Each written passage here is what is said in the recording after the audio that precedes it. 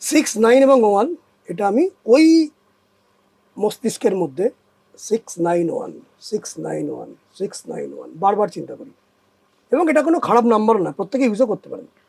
691 বারবার বারবার করলে মনের মধ্যে প্রশান্তি আসে বলে আমি দেখেছি, আমার হয়। লোকে করলে তার মধ্যে প্রশান্তি আসতে পারে। যদি এটা কেউ করতে পারে, মানসিক প্রশান্তি এবং ফোকাস বৃদ্ধি হতে পারে।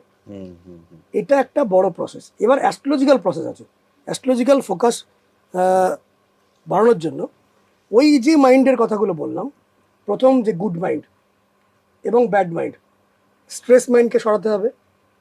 যখন স্ট্রেস মাইন্ড হবে তখন সূর্য কোনো ড্যামেজ হচ্ছে দেখে নিতে হয় কি দশা চলছে, নাকি ইমোশনাল মাইন্ড চন্দ্রের জন্য, নাকি অ্যাগ্রেসিভ মাইন্ড মঙ্গলের জন্য, নাকি কনফিউজড মাইন্ড বুধের জন্য, নাকি আপসেট মাইন্ড বৃহস্পতির জন্য।